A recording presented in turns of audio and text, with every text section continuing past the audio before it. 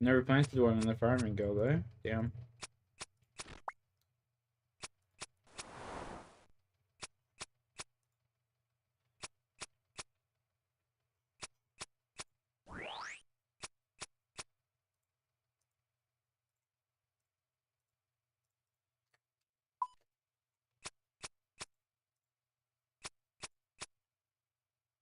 Yo, Sean, what's up, buddy?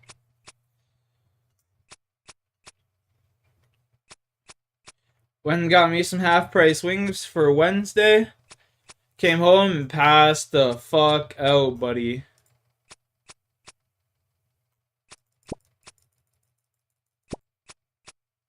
Jokes indeed. I'm just heating up the dab rig here.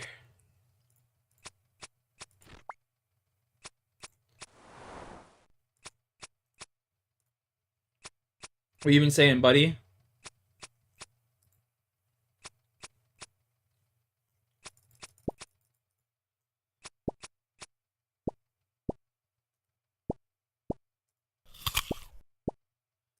What are you saying, Sean O'Malley? Fuck you saying, Sean O'Malley, the alley cat?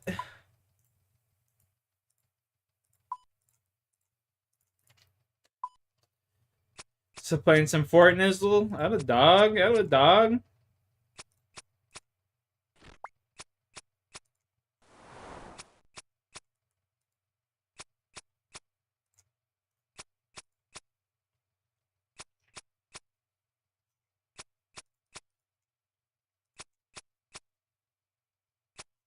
I'll take that toke here in a second. Just waiting for that email to heat up there, son.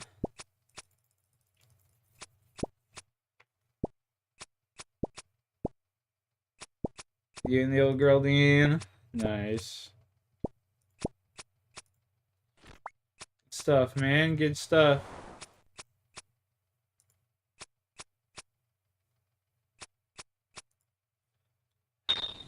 Football's going well for you, buddy.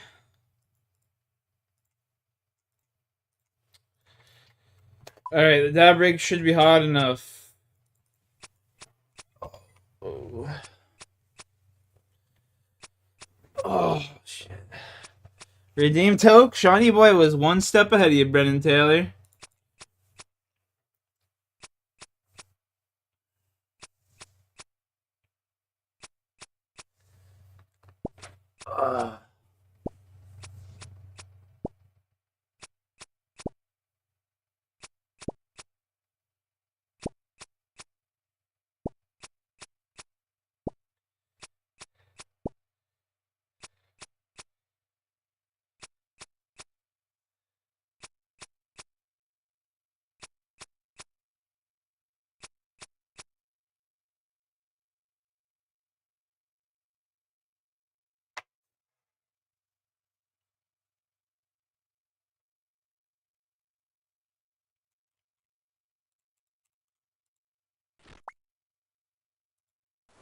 Rippin' tokes. Yo, you and me both, sister. Cheers, chat. Cheers, cheers, cheers, boys.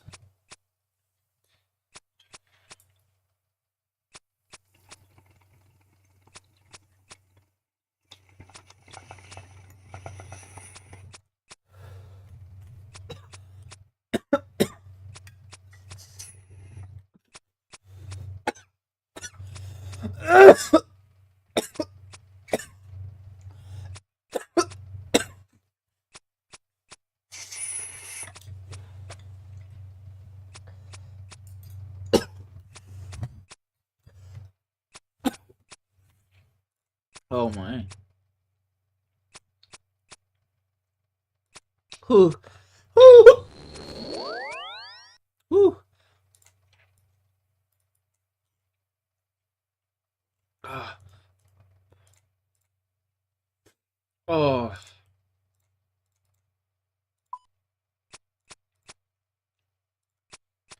Whew. God damn.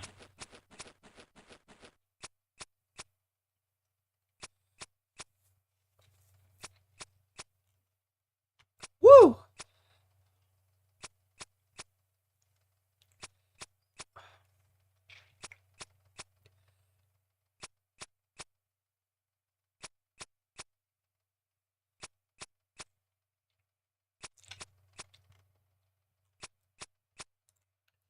911, what's the location of your emergency? 135 Arthur Lane. Please come quick, please stop!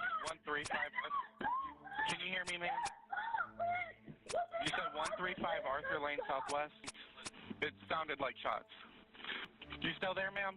A frantic 911 phone call captured Karen Liner's final moments before gunshots rang out.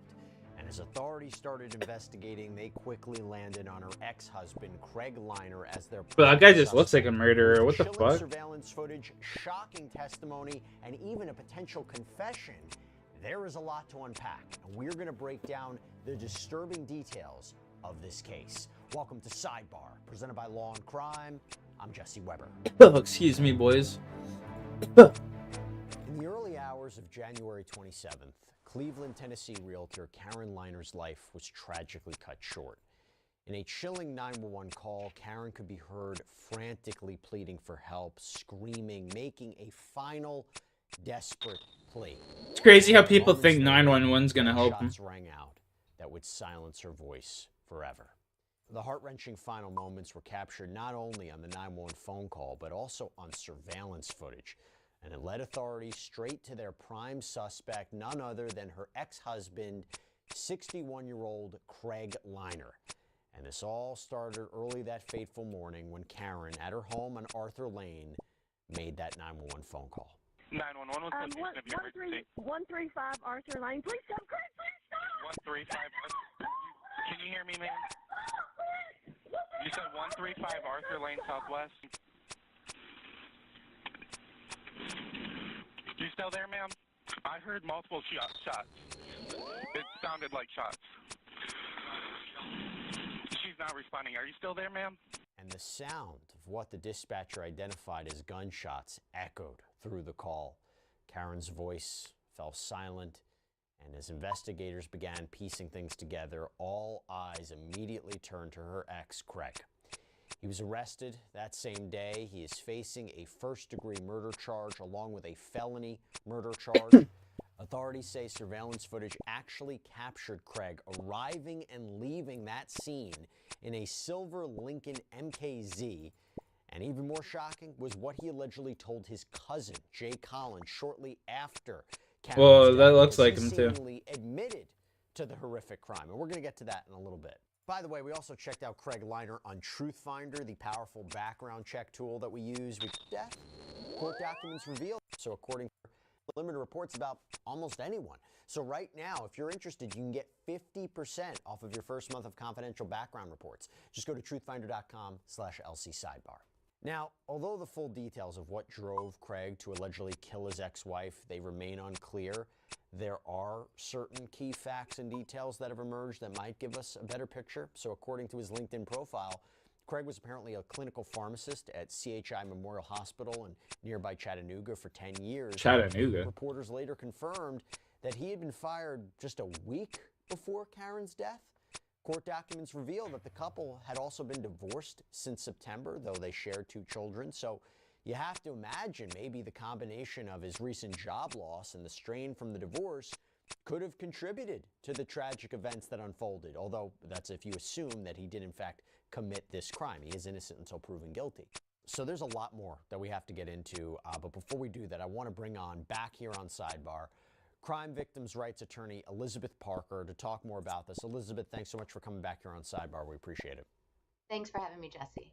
What are your thoughts on just hearing that 911 phone call? The phone call is We don't bone usually chilling, get but I want to know what's. Domestic violence cases, certainly. I want to know what evidence they The have on. garage for a few seconds. It looked like, from what I could see, he had So they have a been video. I out. want to see the I'm video. sure what he was doing at that moment.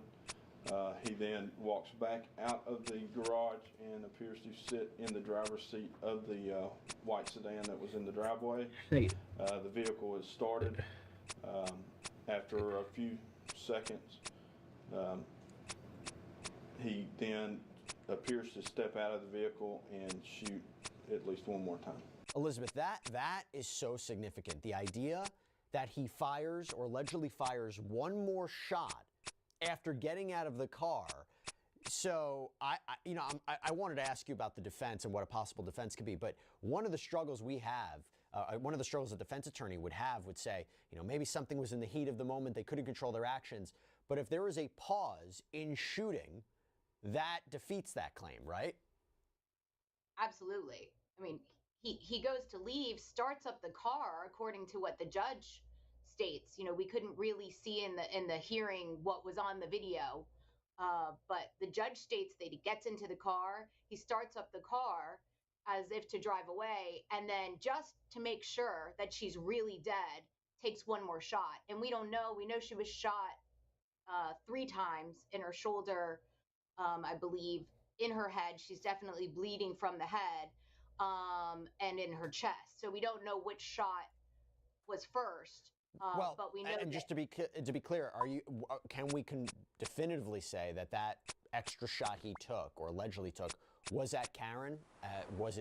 Did he shoot her, or was it a shot somewhere else? I couldn't confirm that. I don't think we can definitively say that. Okay. Maybe there'd be some expert down the road that can say the trajectory of the bullet and the angle of where it shot. The angle of the PERD angle. That have been the fatal shot. We don't know at this point. There are some experts out there that can do those things, but we know that he made sure she was dead.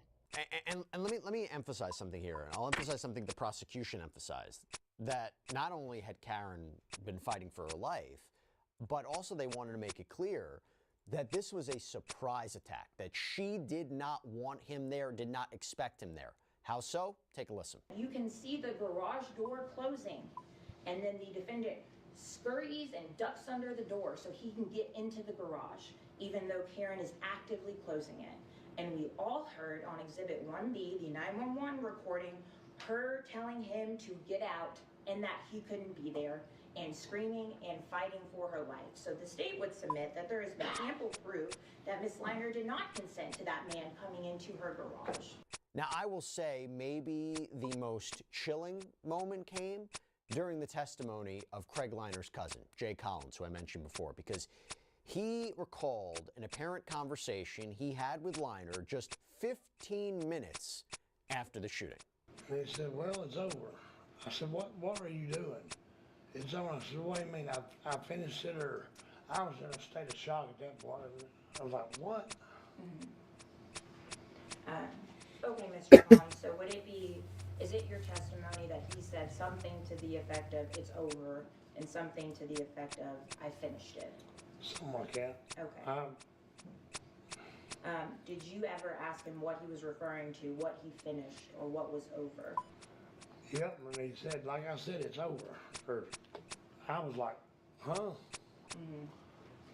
Do you recall if at any point the defendant told you that he had taken care of my problem or taken care of a problem? That's the way I took it. Okay. And what did you take the problem to be? What was the problem that he took care of? What was finished? Well, I figured it was his ex-wife. And Collins also shockingly testified. The guy's testimony means absolutely shit to me if I'm a jury member. He didn't say nothing that he didn't say nothing. Elizabeth, first of all, no hearsay issues here. He can just testify as to what his cousin told him. It's a statement made by the defendant that's admissible. You could tell in the hearing he's a little bit uncomfortable. He doesn't want to really be there. The state, I'm certain, subpoenaed him. He did reach out to law enforcement because he was concerned, but he's a little bit vague when he testifies You know, he says that Liner says, well, it's over. I finished it. I took care of the problem, you know, things along those lines, but he couldn't be very specific about what Liner said. And he assumed, or he said, I think his testimony was, I figured he was talking about his ex, Karen. And Is that then a confession? Do you see it as a confession? I see. I think you can twist it certainly into it being a confession. It's certainly an admission against interest. I think the defense can turn it and try to say, well, he never told you that he shot Karen. He never said, Yeah. you know, why he did it. He never told you where he came from. You know, you assume that's what he was talking about. But listen, you have the video surveillance. We know he was there. It's circumstantial that we know now this is a confession. Like if this guy wasn't on video, he'd be fucking off scot-free. Gun that he used. He said he used a 40, which we all know is a 40 caliber. Now, I haven't seen any ballistics reports to line that up to show that that is in fact the gun that he used, but I would assume that that's consistent. Why would somebody admit a crime like this to a family member? I mean, you've seen it, I'm sure, in your practice. I've seen it here on Law and Crime. Is it that they need to just, assuming he did this, right? Assuming he did this, is it that they just need to get it off their chest? They're trusting somebody? I mean, why? Who would admit a crime to somebody like this? It seemed unusual to me. Everybody talked about Craig Liner's emotional disposition at the time at the police station and his cousin right after the crime, that he was unemotional, he was unaffected. I think that may come into play here. I don't know if the defense is going to say that he'd had a break with reality and he didn't really know what he was doing and use some sort of mental defense. I'm not sure, you know, given he lost his job. We don't know why he lost his job. He was a pharmacist. I mean, I think there's a lot of speculation out there about it, but it seemed to me he had already put this plan in place. He had already talked to his cousin about hiding these guns at his house. He'd already had the car that he used in the commission of the crime hidden at his cousin's house. So I think he trusted his cousin enough to think that he's not going to say anything and he's not going to go to the police on my behalf. That's what it seemed like here to me. I'm struggling with the defense, and I want to get into that. First, I'll let everybody know that at the conclusion of this preliminary hearing, Judge Clay Collins decided that the case would be referred to a grand jury, that it would move forward. Craig Liner is going to remain in custody without bond. But, you know, Elizabeth, I am struggling with the defense. You know, first of all, insanity, right? I looked it up under Tennessee law. It's an affirmative defense to the prosecution that at the time of the commission of the acts constituting the offense, the defendant, as a result of a severe mental disease or defect, was unable to appreciate the nature or wrongfulness of the defendant's acts. My personal take, I don't think it applies here if he knows what he told his cousin and allegedly was trying to get him to hide weapons, and that, you know, I don't know if that, I don't think it applies. But I was also wondering about voluntary manslaughter, which my understanding in Tennessee is the intentional or knowing killing of another in a state of passion produced by adequate provocation that is sufficient to lead a reasonable person to act in an irrational manner. But that doesn't justify going to somebody's house and killing them, right? I mean, even if you are consumed with emotion and anger, that's not enough. And especially if you're the one who started the altercation, I don't think that either of those apply, right? I agree with you. I think the mental. That'd be interesting to see what that guy gets.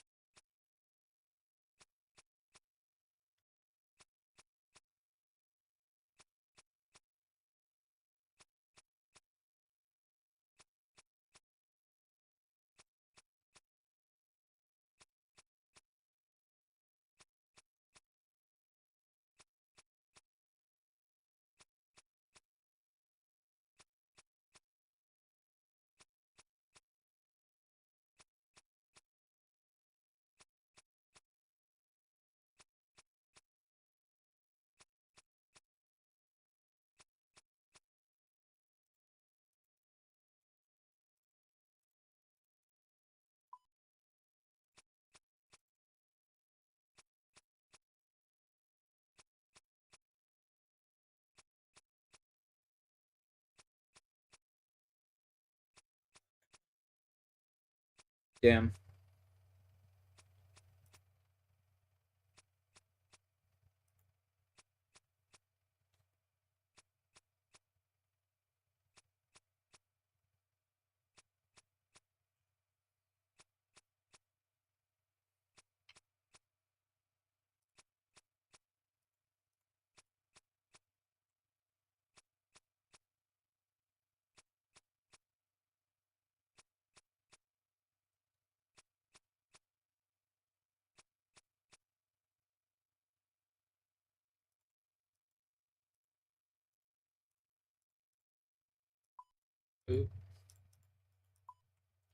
Bummer.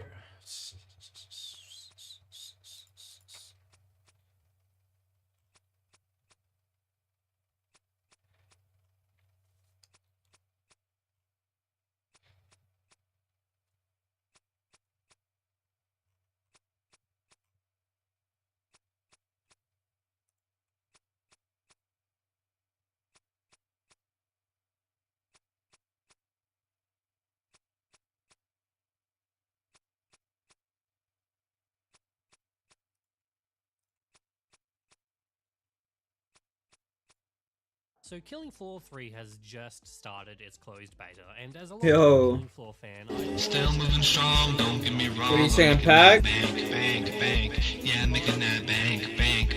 so things that I talk about can be subject to change. How you been doing, buddy? Thanks for the dono. You're a fucking legend, dude.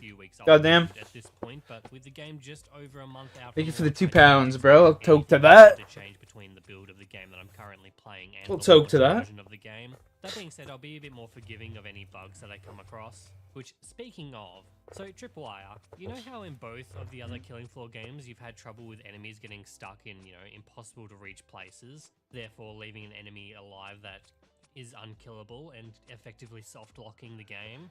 In both of the other Killing Floor games, you've had to implement a patch post-launch to fix these issues in both of the... Chill, man. Shino game before I was really on 2063.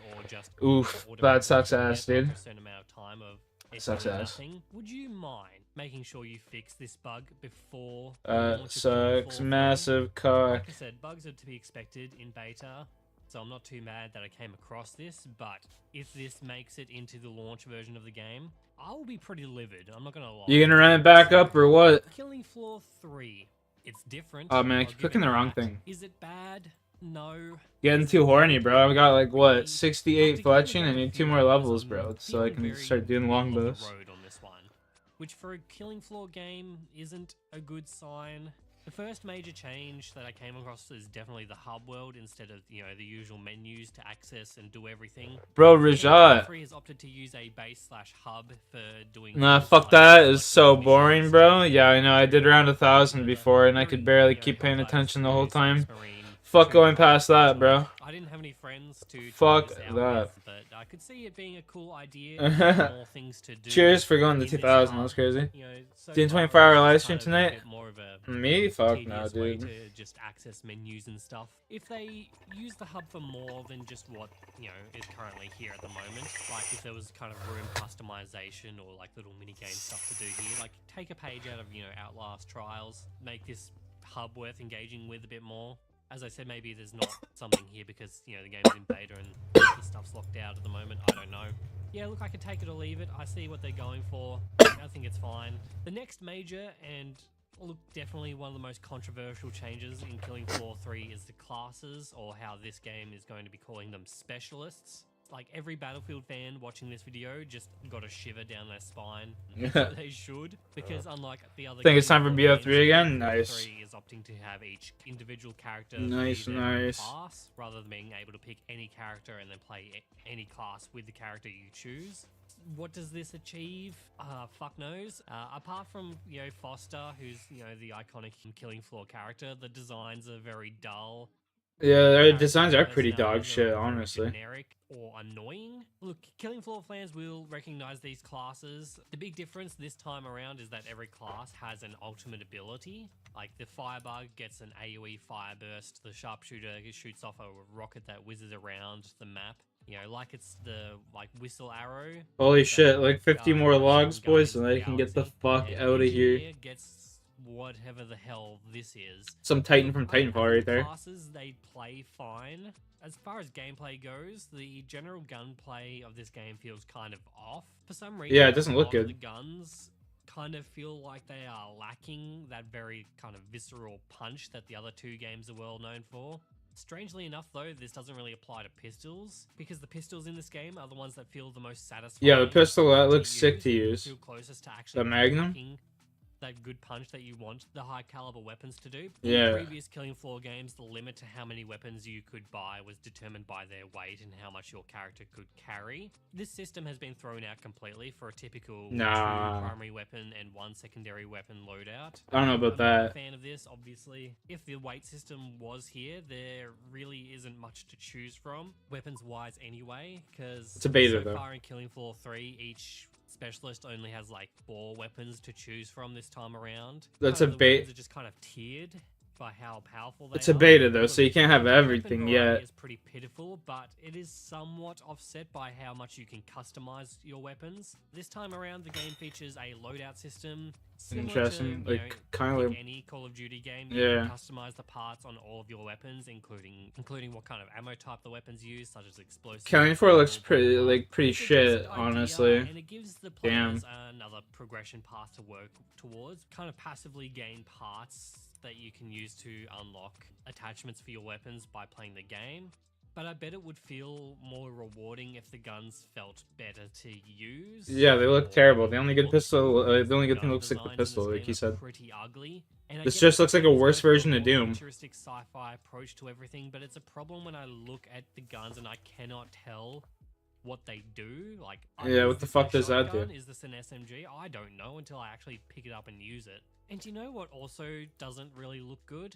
Z time. This is super disappointing. Like, one of the stages. This looks like a of Bloodhound Killing Floor doll. is, like, sometimes the game will go into slow-mo mode.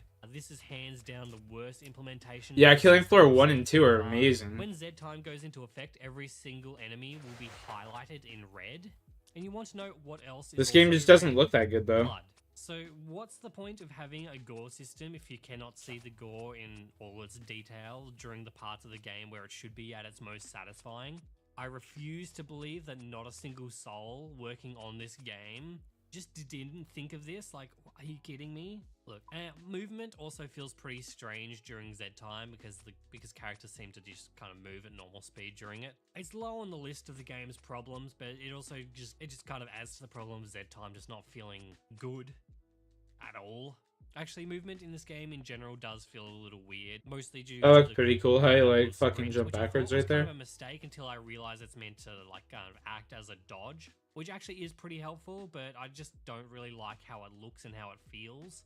Moving on to map design, which I think the design of the maps are okay. Maps feel like they're created with a lot more verticality in mind, which is a welcome change. Especially because some Zeds, like the Husks, can jetpack up onto the roofs, and while crawlers can like crawl along the walls and the ceilings and stuff. And this does add a bit of an extra dimension to the game's combat, which I do like, even if I feel like the combat itself feels a bit lacking in other departments. Maps also feature a bunch of more interactable elements, such as zip lines, turrets, and like explosive barrels. A lot of these things you will need a multi-tool to access or set up, which comes with the engineer class but can be bought by other classes. But you have to sacrifice your special grenade slot for it.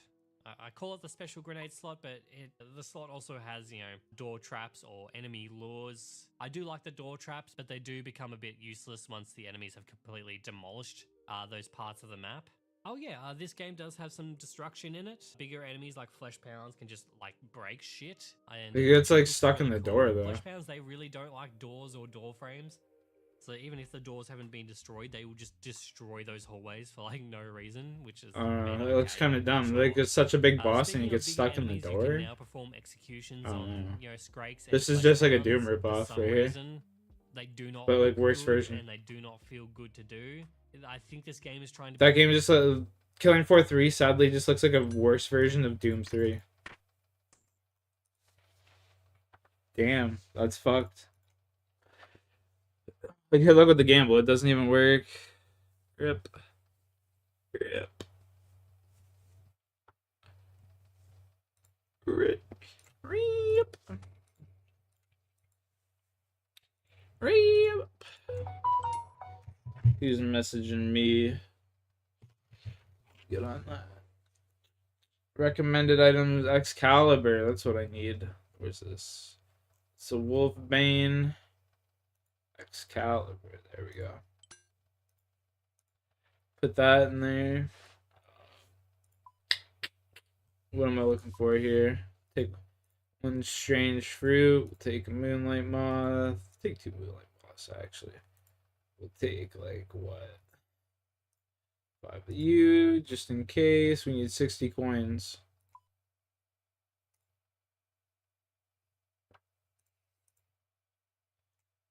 So where do I teleport to? Camelot, right? Yeah, Camelot.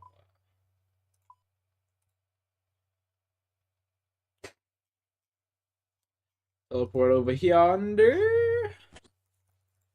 Go do some fucking quests, boys. Get this account rolling in the quests.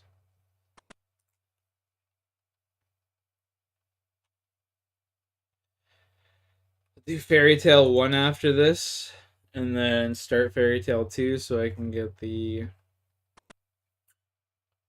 thingamajiggers. Talk to homeboy Merlin right here. Oh, fuck, that was my hand. Got tickled.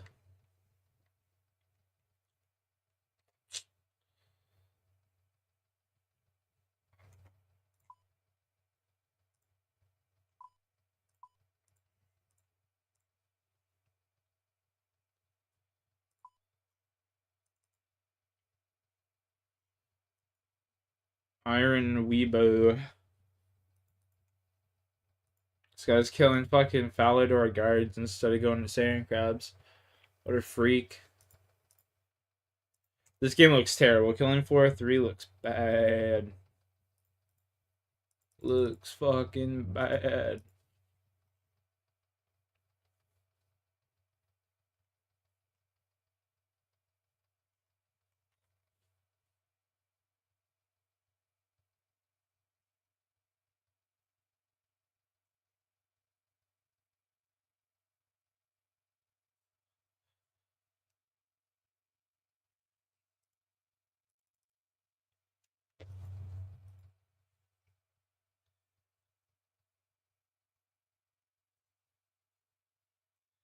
Opening Pokemon's rarest tin because everywhere is sold out. Let's go, baby. Today, This is Jayski.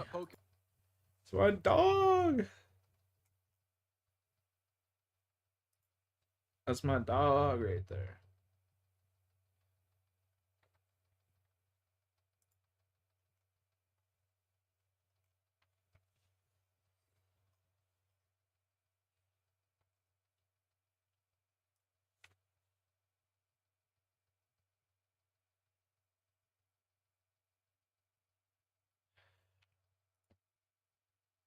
Ninetales looks cool.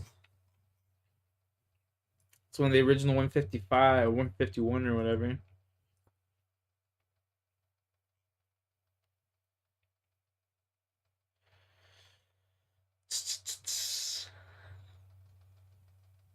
Bro, the Blue Jays are so cooked this year, it's sad.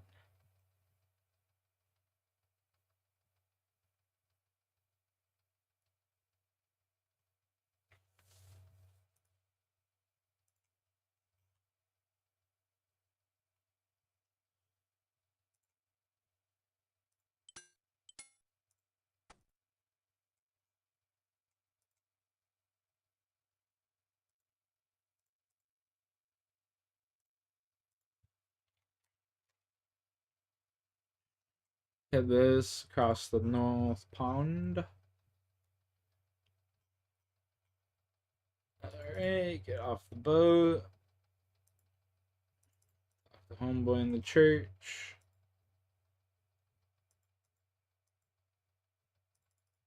Yeah, so let's go open this door. Probably quicker.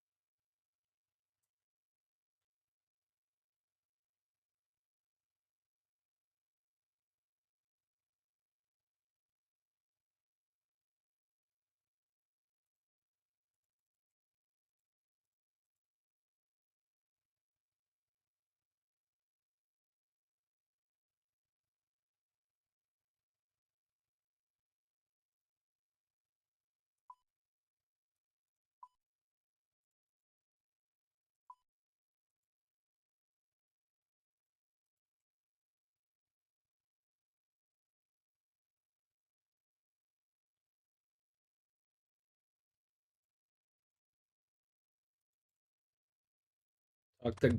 Galahad.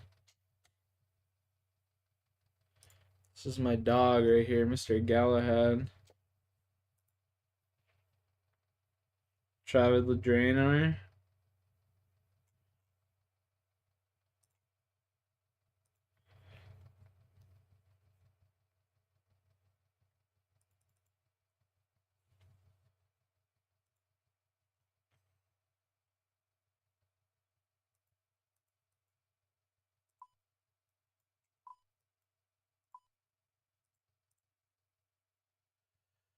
Yo, Connor, how you been, buddy?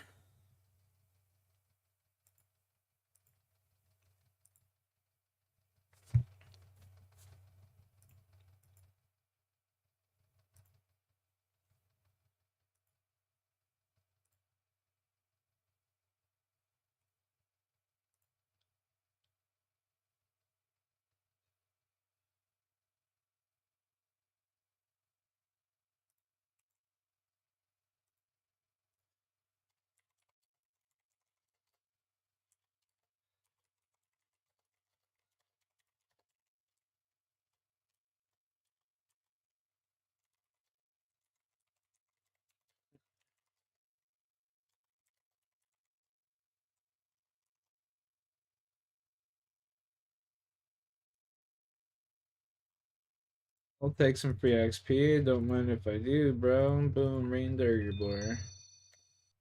Yup. 16er boy. Let's go. I'm good. Nice, nice. What'd you get up to today, good sir? What'd you do, son?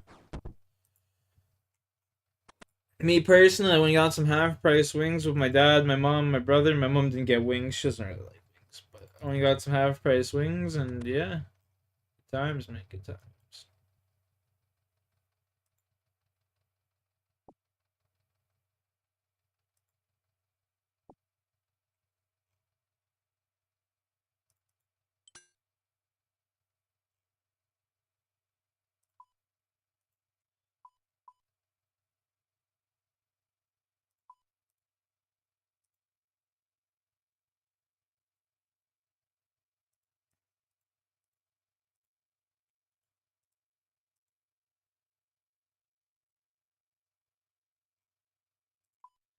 Do the diaries too. I should start doing those, I guess.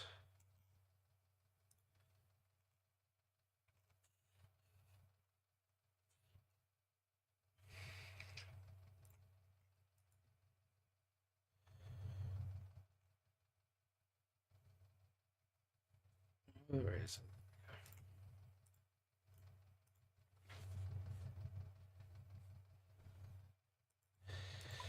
Yeah, I had a pretty good day, bro. Pretty good day.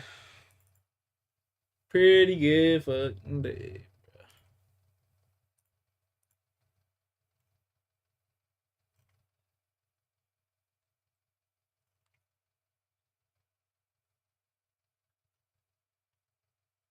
I don't know what to do, what to watch.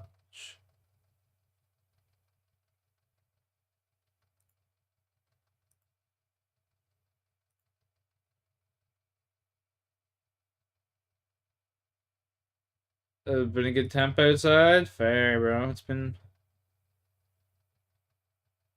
pretty chilly here still. I mean, it's been warmer. It's been warmer. It's like 1 degree Celsius right now, 2 degrees Celsius.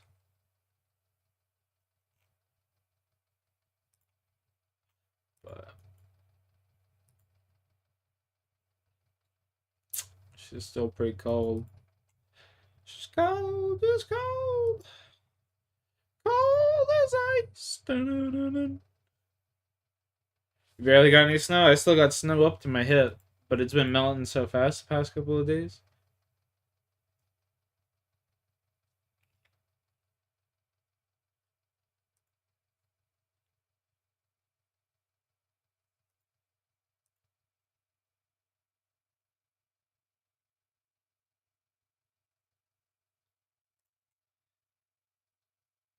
Timmerman, great name. He's a pitcher for Nebraska. He's from Nebraska. He's going to get hit in the face with a pitch. Thank you to SeatGeek for sponsoring this breakdown.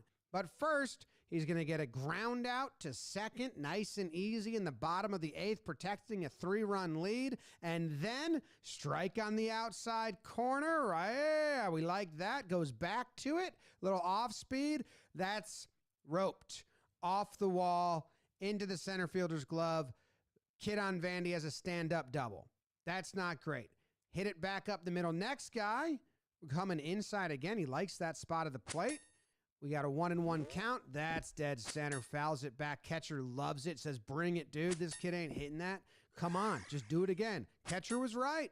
That kid was not hitting that. 2 outs. Lefty up now. Ball 1. And then, whoa, big swing from the lefty. Ooh, says strike. We'll take it. 1-2. That's in the dirt. He didn't go chasing. The 2-2 pitch right up the middle. Did you guys think maybe that was the pitch where he gets hit in the face because it was a line drive right up the middle? Run scores. 2-run game. Vandy's excited about it. They're hooping and hollering. Hooting and hollering. Right up the middle. Okay, so when he's getting hit, the ball's going up the middle. Look at this. Right over his face.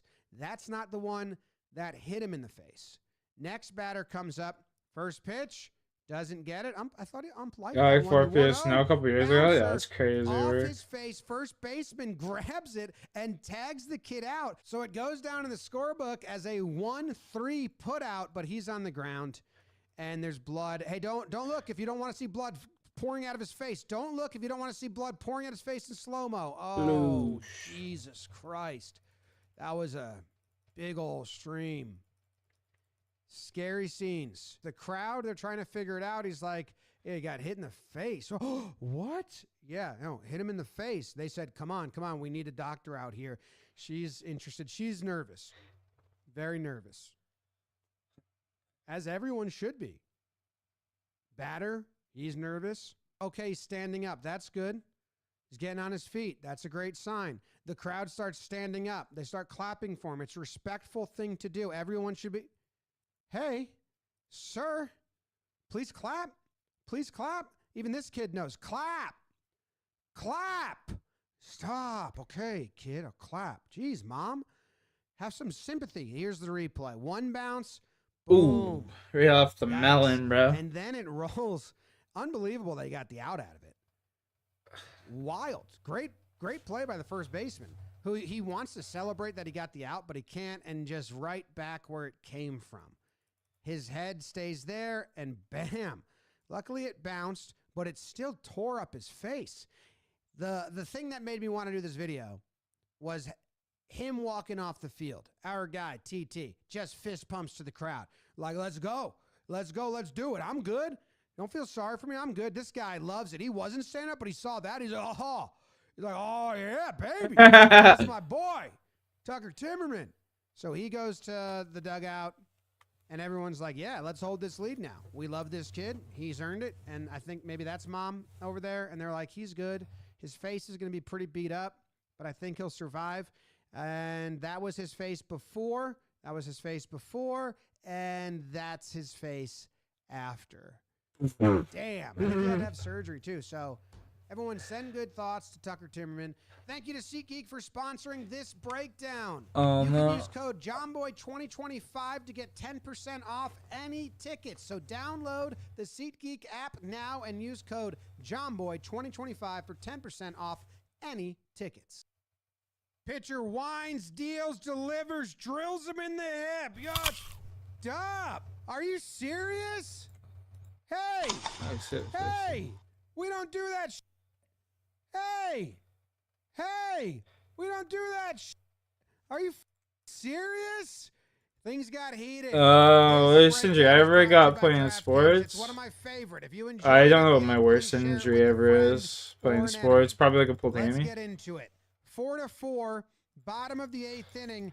Lovelady versus Stott, and this one is down the line. Gonna be a double. No. Goes over the base, so it's fair. Hits the ump. He's part of play. Ricochets to the first baseman. Out. I broke a kid's jaw once pitching. Feels worse. Fans feel. He went to bunt the ball, and he went and put his face right over top of the plate, and it just fucking crunched him.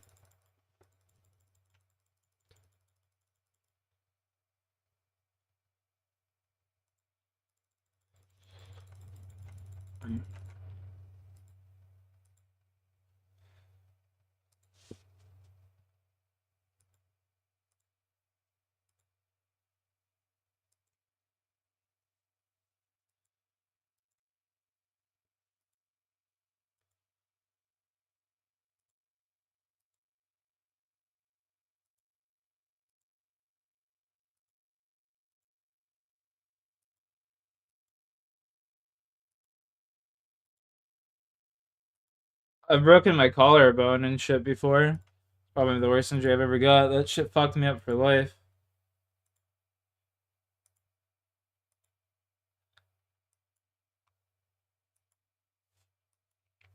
I didn't realize I could have just sat here and did that the whole fucking time.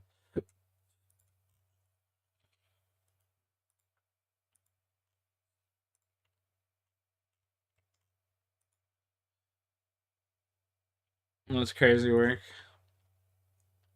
That quest was a lot easier than anticipated. What the fuck? I thought that shit was gonna be hard. I don't even remember doing most of these early quests on my main.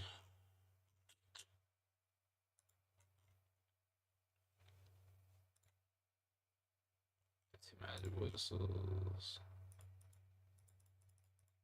Yeah.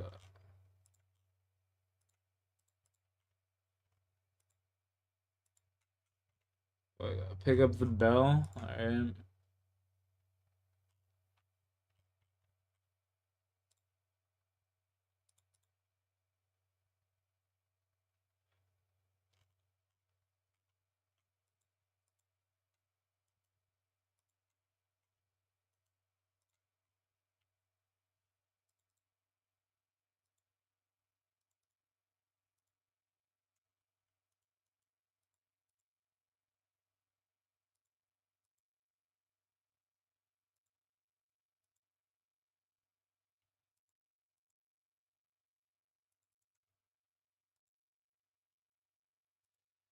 I never really get injured too crazy, but you roll your ankle and it fucking hurts. Yeah, rolling your ankle sucks. I remember rolling my ankle super bad and I had to walk home from school one day, bro. My fucking foot's like twice the size it normally was, bro. Oh my god. It was a long ass walk. Return to Camelot. Talk to King Arthur.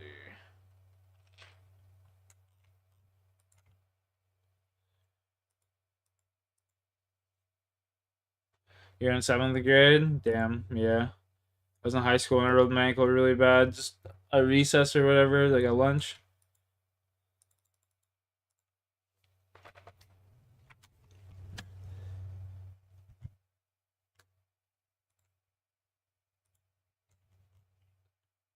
Valador.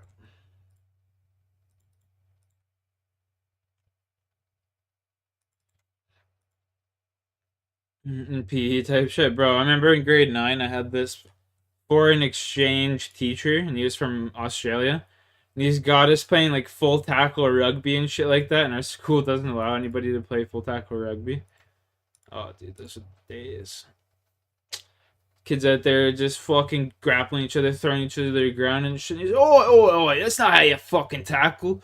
Then you'd run and just tackle a fucking like 14-year-old kid. That's how you tackle, mate.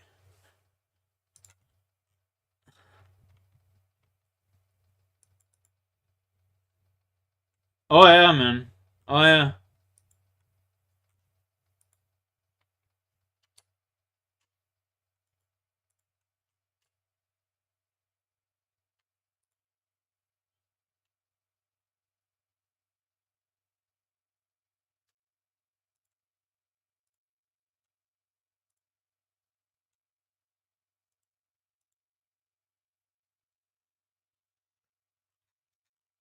Good fucking times, man. Good times.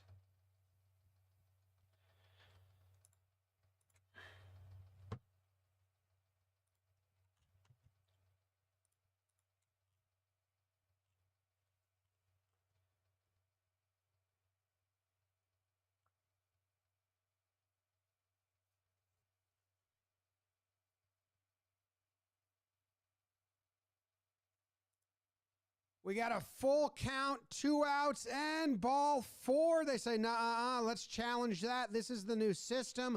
Says they're questioning my call. What fools. That pitch was so high, the manager laughs at his own catcher and pitcher. What are you guys doing? This breakdown is brought to you by DraftKings. So let's get into it. Here's the pitch that I think starts the whole sequence. I wanted to look at this, and then I got questions. Not that pitch. That's just a slider in taken. This pitch, that's a changeup to a lefty that falls into the zone. It's coming at him. It's a really nice pitch, and then it falls into the zone. Strike. Remember that one. We'll ride out the belly at bat just to see what happens. He goes change up low. He got it for a called strike. He gets it for a swing strike, does it again, and strikes him out. Now the righty comes up, and this guy, he's from the Mets. Orzak. Nasty changeup. That's a four-seam fastball to Goldie. 1-1, and that's the Longoria. What the changeup. fuck? Nasty. He's going to double it up. And check swing, did he go? No, he did not. So let's go back to the four-seam fastball, blows it by him. Take a look at the overlay of those two pitches. It's the same thing, and then all of a sudden it's not. One goes fast and straight, the other drops like crazy. Now up comes Jazz, who's a lefty, just like Bellinger from the first at-bat of the game. He opens him up with a slider in and gets the chase.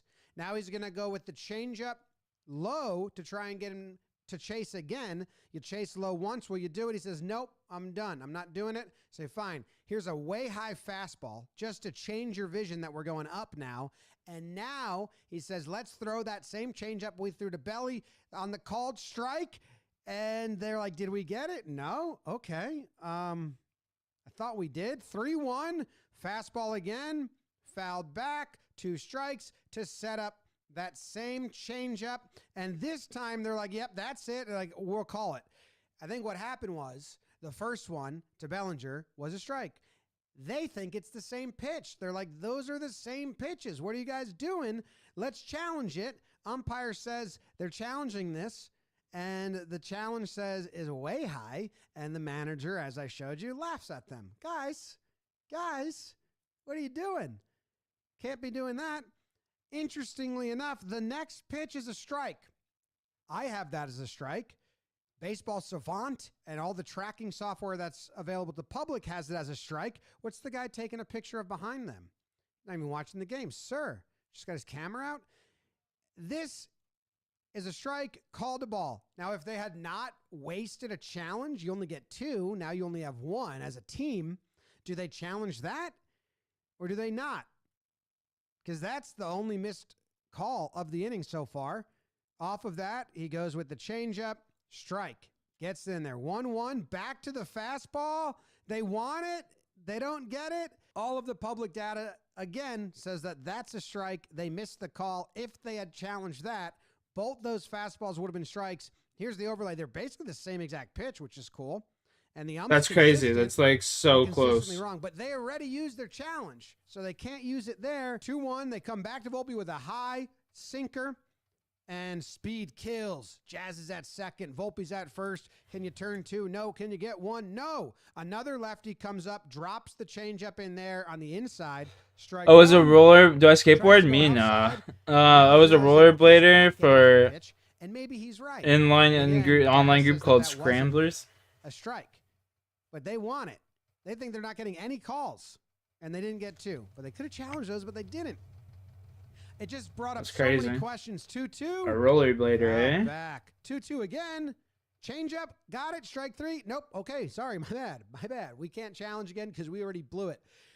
How much does a blown challenge affect you guys? It's the 3rd inning. Crazy. Baseball's not inline skating? Oh, it's true. I thought it was just a misspell. I don't even know what inline skating is. Check it out.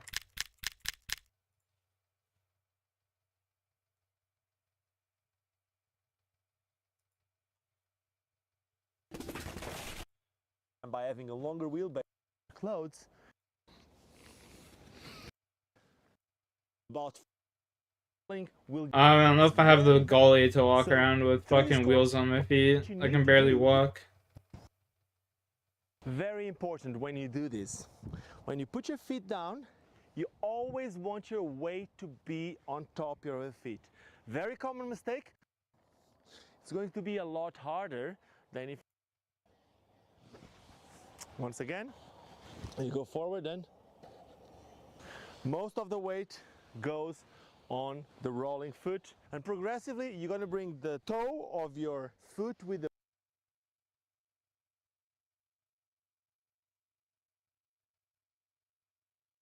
I used to have a pair of skates when we were younger. I went out on them like twice.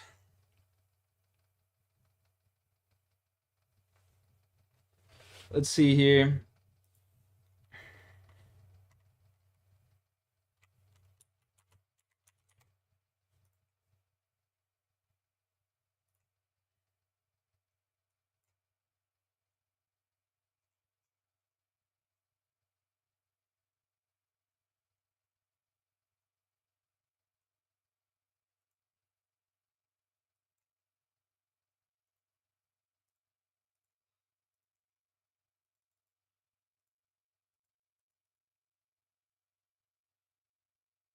My homie ate shit on a penny boy going down a steep hill. Yeah, I've watched some crazy shit. I watched my buddy's ass get turned into hamburger going down a steep hill off a penny board. It's just grinding pavement the whole way down.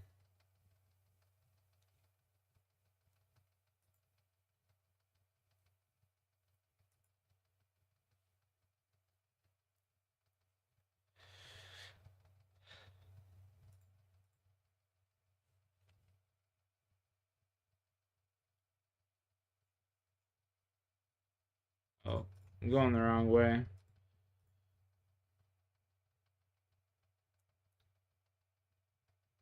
Things started shaking. Yeah, you got them speed wobs. Wop, wop, wop, wop.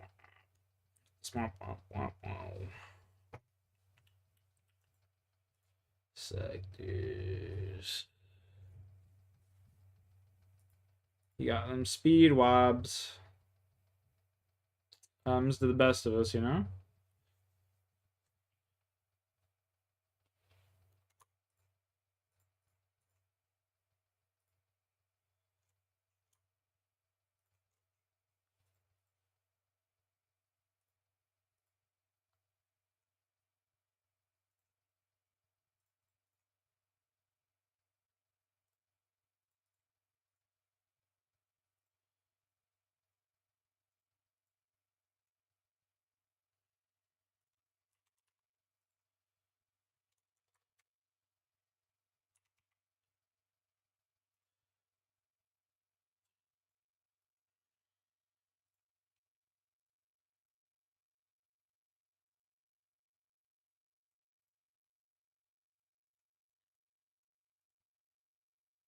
It's sketch, I bet.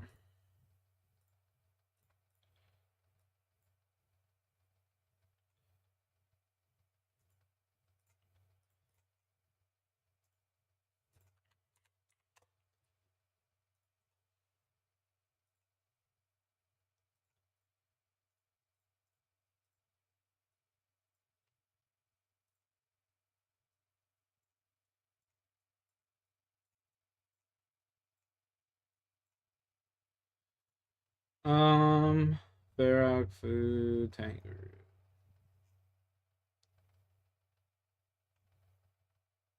Trainer market. Going over to trainer. Alright, I don't know what to watch, man. I don't know what to watch. You know what I'm gonna do? I'm gonna put on Breaking Bad. What I'm gonna do is I'm gonna set my camera up. Like, let's go down here. We're gonna set this bitch up with that. We're gonna watch some Breaking Bad.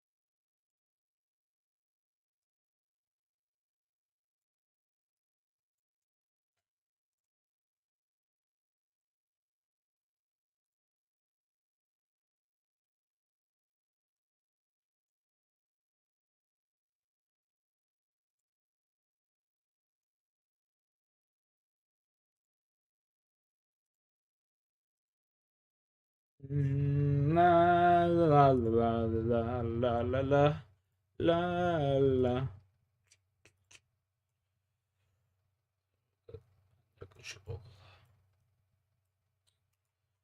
Clear dead potatoes. That's sad.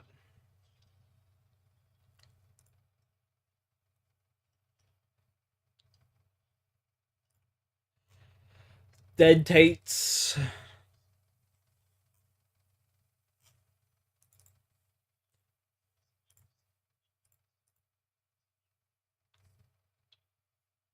Hey, chat. You guys want to rip a toke with me?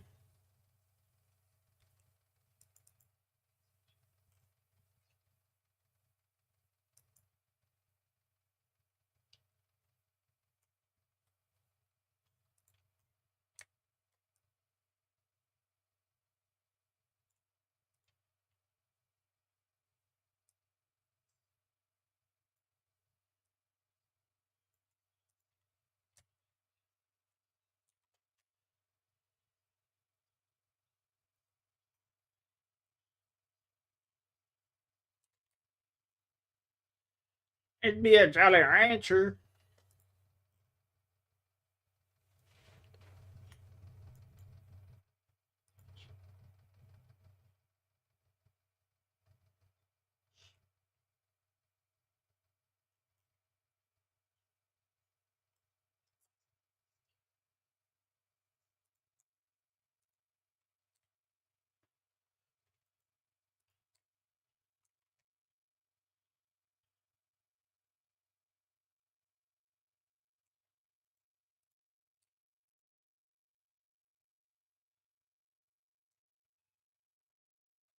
As my fam, my grandma's pretty sick. My grandma's pretty sick right now, honestly.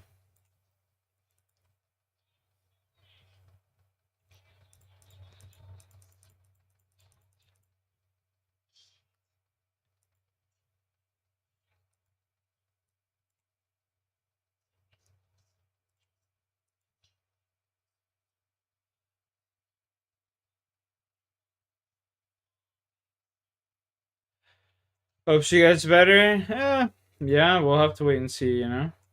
Hard to say, hard to say. Hard to say.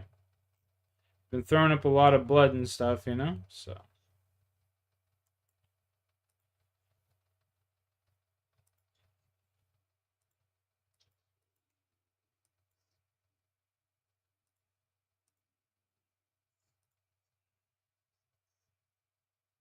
Pray for her.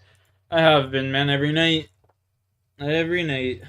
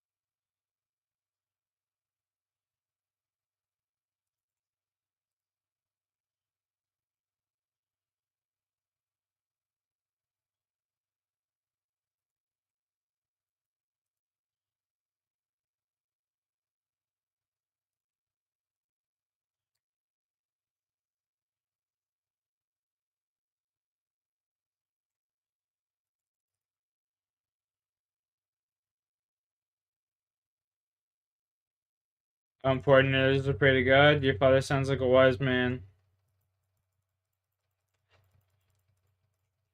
Father sounds like a wise man.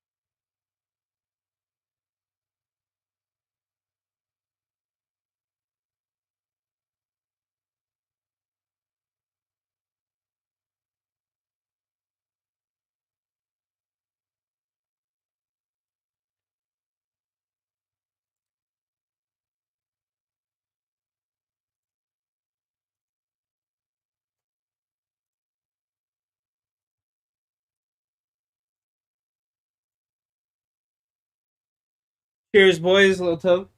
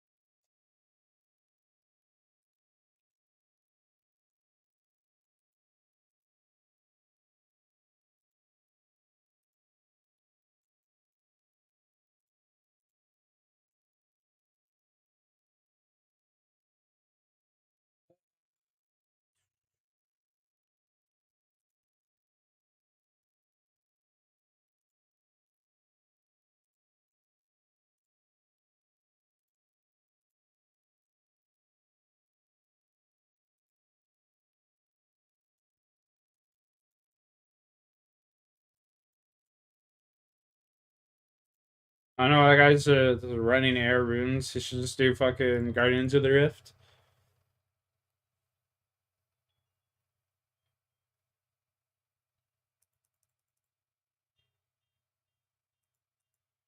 Bro, the montages in Breaking Bad are so cool.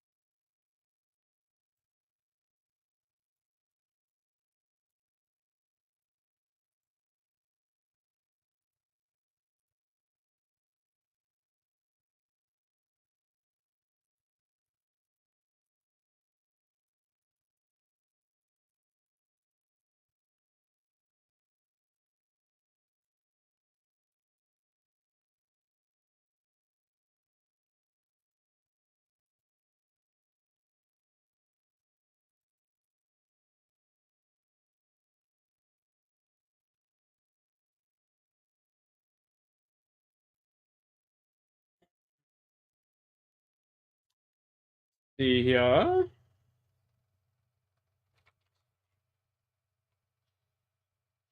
This guy's moving away from me. He won't let me talk. There we go. There we go.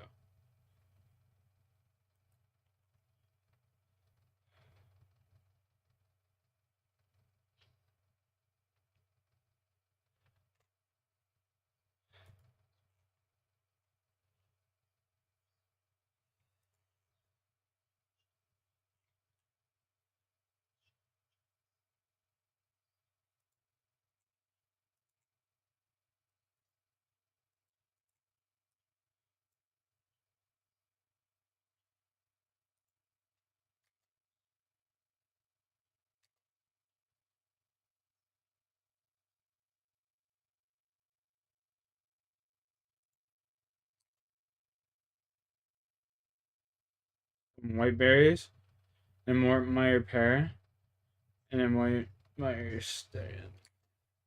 Meyer pear. Meyer pear. Meyer stand.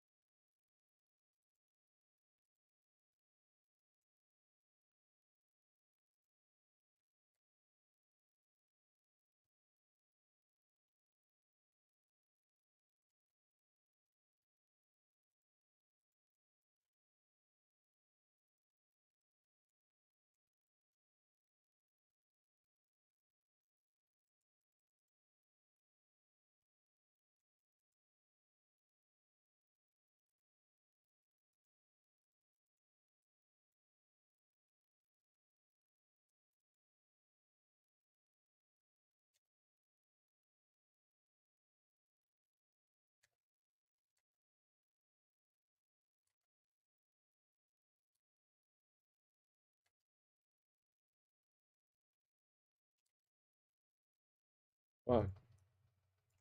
What do I need? God damn it.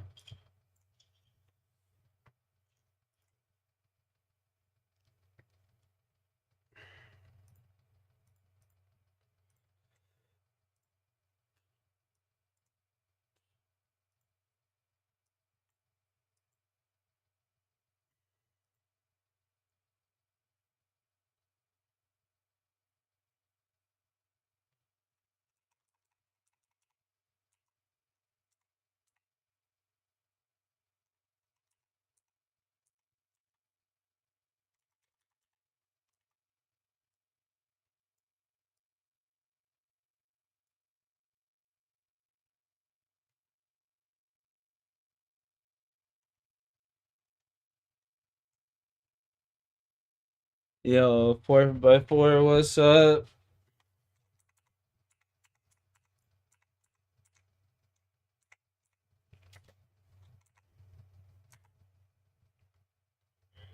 White berries. That's what I need. White berries. Okay. White berries.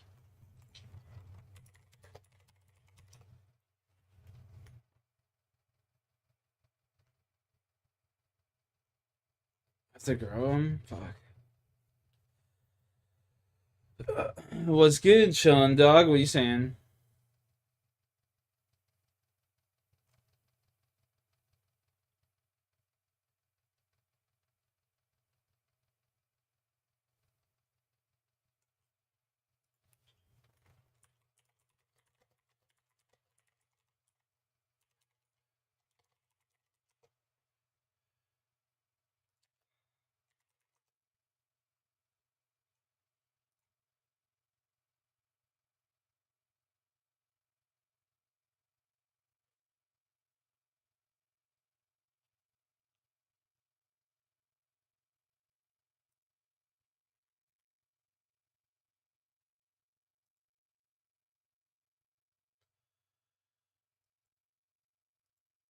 I always want to go to the underground pass, basically.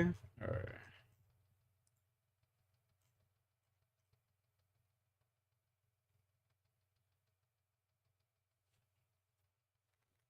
Started morning in. What am I up to tonight? Just grinding some quests.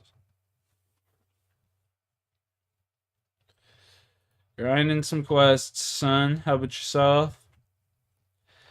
Watching some Breaking Bad, you know what I'm saying? Grinding some quests. Wait, pay spawn.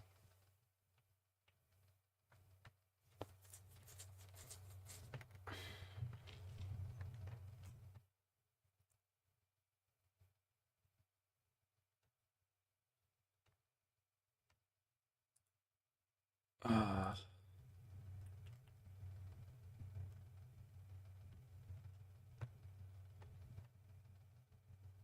Peak show, yeah, it's a fucking good show. I watched Better Call Saul, sorry, and then I was just like, ah, fuck it, I'll watch Breaking Bad again after the fact. Get a new perspective, you know?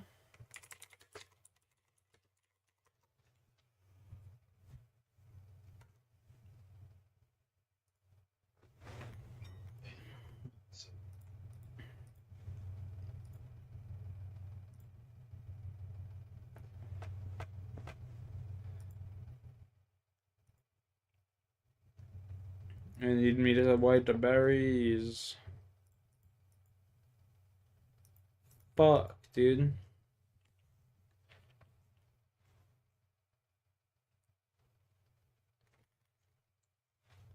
Basically, they're saying I gotta grow them.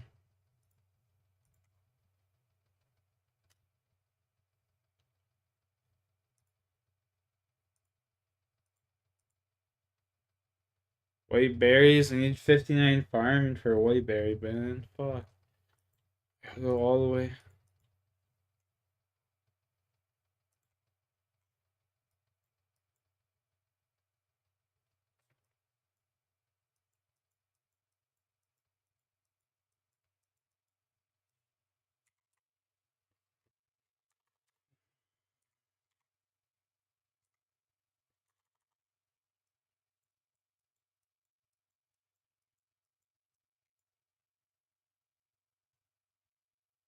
Hmm.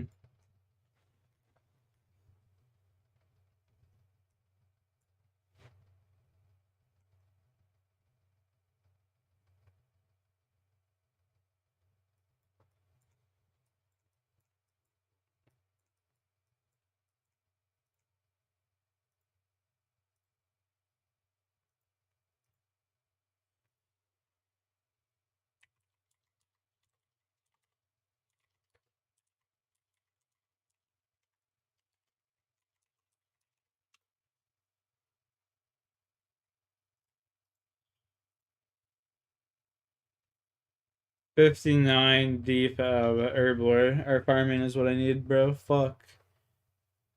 Always from bush patch. They're using herblore and compost bins. Makes super compost. Though it's not recommended as watermelons or pineapples are far cheaper. You can have the same effect. Uses in quest.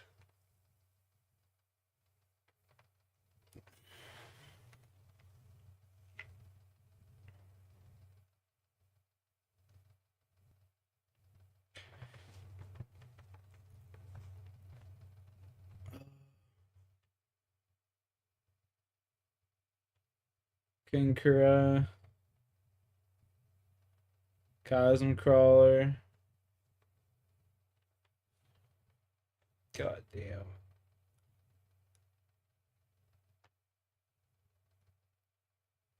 Wilderness. Oh my god. At the lava dragons.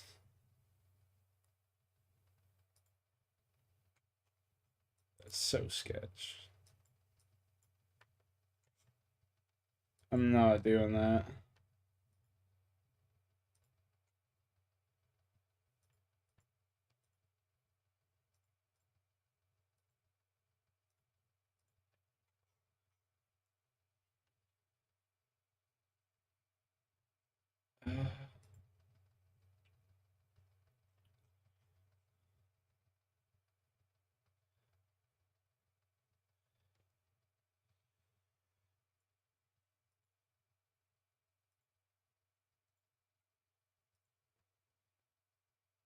CSGO? Nah, I play Apex Legends, homie.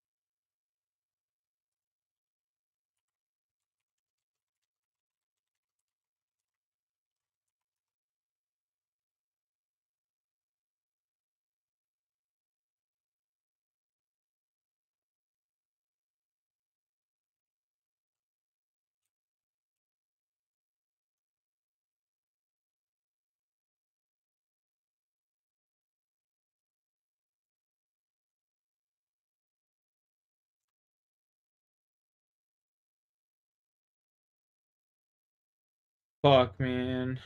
Might have to do underground pass. 25 range, 50 thieving. How long you been on? Let me look. Only been on. Oop, I've only been on for an hour and a half, dude. I've only been on for an hour and a half. It kind of sucks. I gotta go fucking. Let's go to Varrock and go peep the group storage real quick.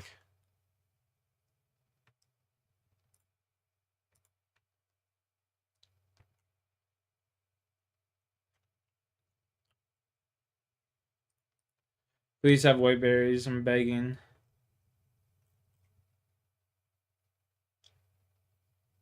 No.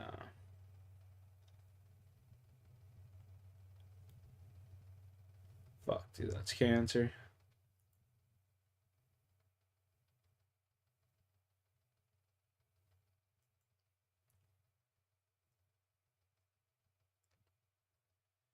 It's fucking cancerous, man.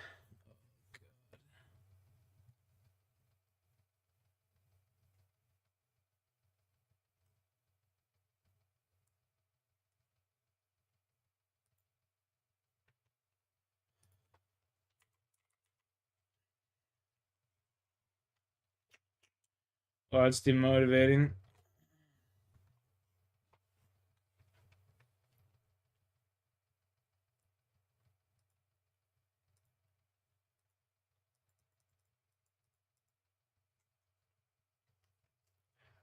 Very demotivating indeed.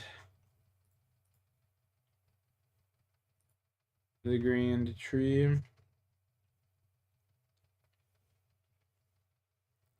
What game is this? This is called RuneScape. But I think I'm done playing RuneScape for tonight, honestly. It's kind of just demoralizing getting that fucking nasty fucking RNG right there.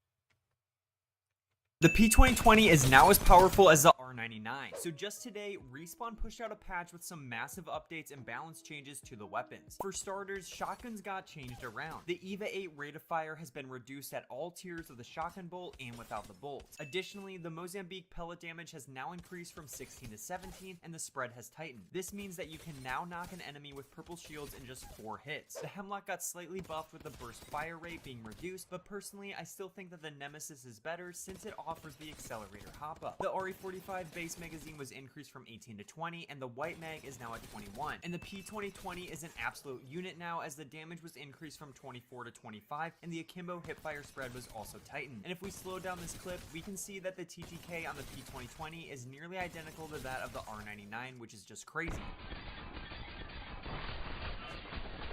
The P2020... Yeah. It's hazard. To the fucking mic. Here we go. Guys, this is blackout drunk. Man, that's fucked. That's fucked.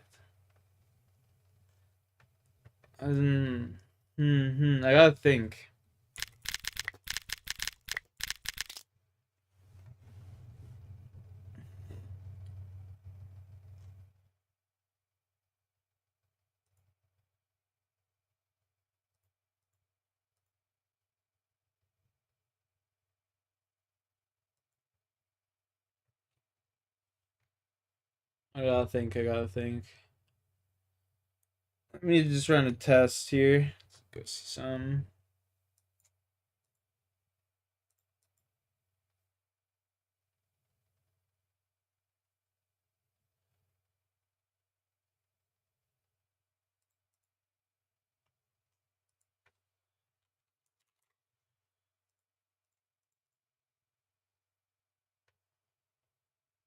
Skibbity toilet? No, good, but doesn't really sound like something I'd be interested in, I'm not gonna lie.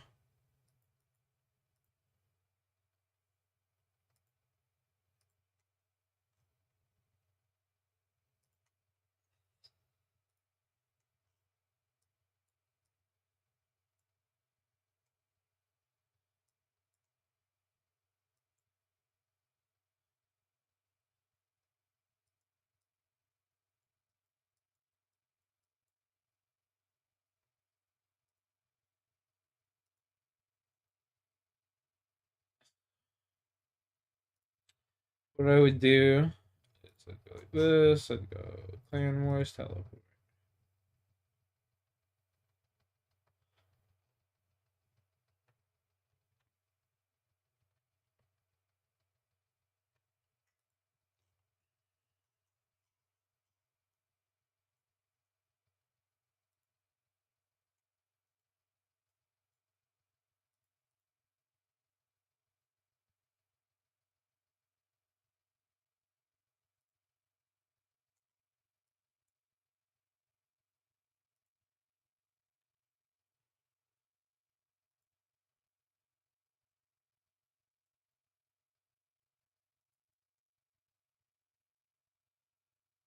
You sound like Charlie? Who's Charlie?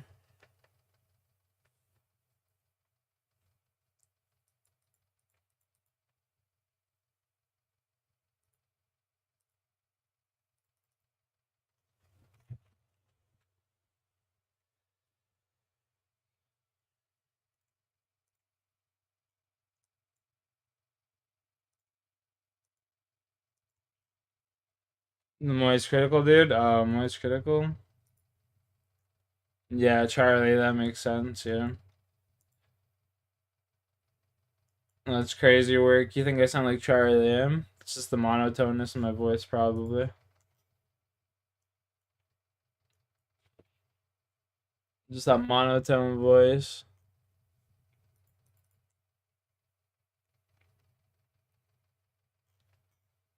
Charlie's alright. No complaints with the guy.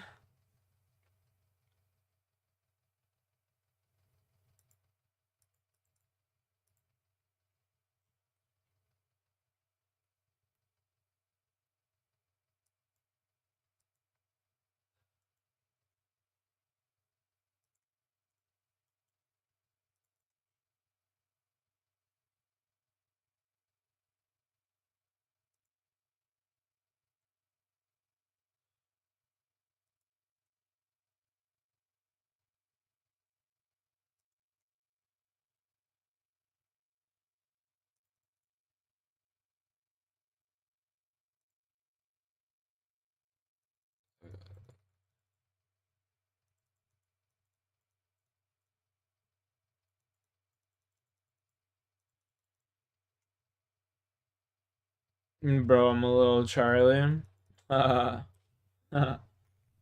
Sick. I'm a little Charlie. Hey, man, appreciate that.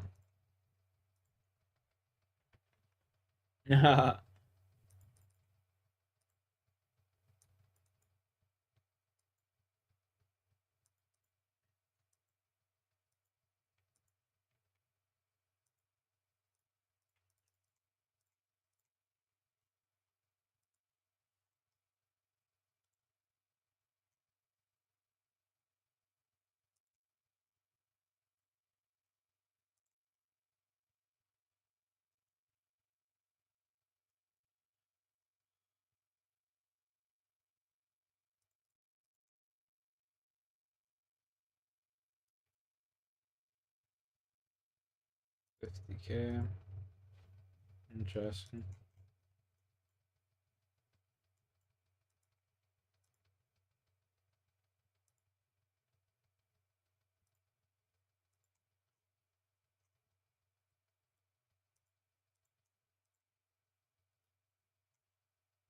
Wilderness Slayer Cave. I've never been in here before.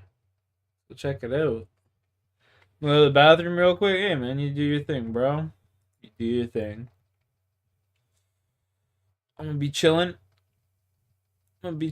I may actually hop off, son. It's 12:34. Yeah, I'm gonna hop off myself. It's 12:34, brother. Fuck tired. Gonna go to bed. Going to go to bed, son.